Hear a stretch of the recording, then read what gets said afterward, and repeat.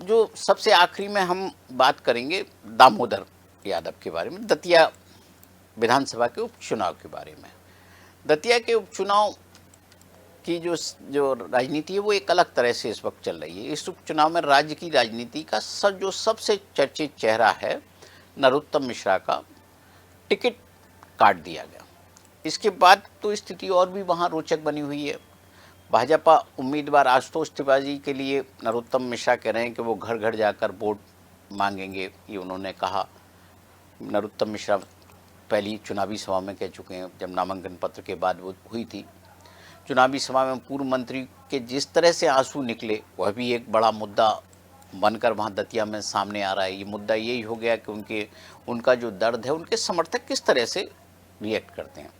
कहा जा रहा है कि मिश्रा के समर्थक मनाने के बाद भी तिवारी के पक्ष में वोट नहीं करेंगे। ये सियासत का एक पार्ट है।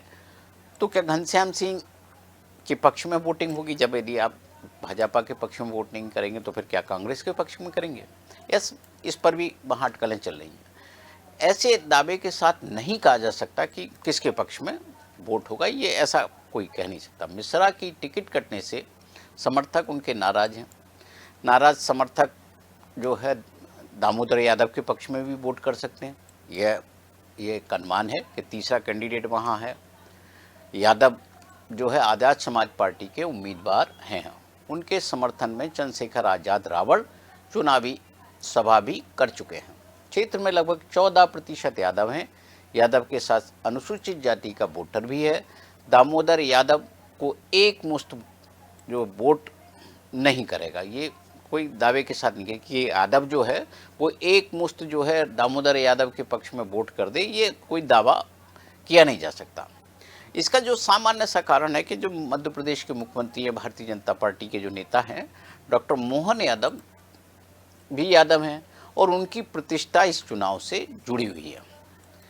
क्षेत्र के यादव फैक्टर के कारण ही भाजपा ने पूर्व मंत्री मिश्रा का टिकट काटने का साहस दिखाया होगा, ये अनुमान है। वैसा कांग्रेस जानती है वैसे कि दामोदर यादव का आज़ाद समाज पार्टी से मैदान में आना उसे नुकसान पहुंचा सकता है। आश्चर्य यह है कि कांग्रेस के किसी भी बड़ी नेता ने आज़ाद से बात कर समीकरण साधने की कोशिश भी नहीं की है। कांग्रेस चुनावी मैदान में दामोदर को घेरने की कोशिश में लगी हुई है कि वोट कैसे रोके जाए। उनके द्वारा जो मड़ई है पर्यटन स्थल, मड़ई में जो ज़मीन कोई खरीदी गई है, वो आदिवासियों से उन्होंने ज़मीन खरीदी मड़ई में, उसका मामला कांग्रेस अब धीरे धीरे सामने ला रही है। आदिवासियों की ज़मीन कोई गैर आदिवासी नहीं खरीद सकता, ये नियम है, लेकिन दामोदर यादव ने खरीदी, ऐसा कांग्रेस का दावा है। कांग्रेस जिन दस्तावेजों को सार्वजनिक करने की तैयारी कर रही है, उनसे पता चलता है कि गलत तरीके से आदिवासियों की ज़मीन अपने परिजनों के नाम पर खरीदी गई। यादव की एक पत्नी IAS हैं, उनकी घेराबंदी भी चल रही है।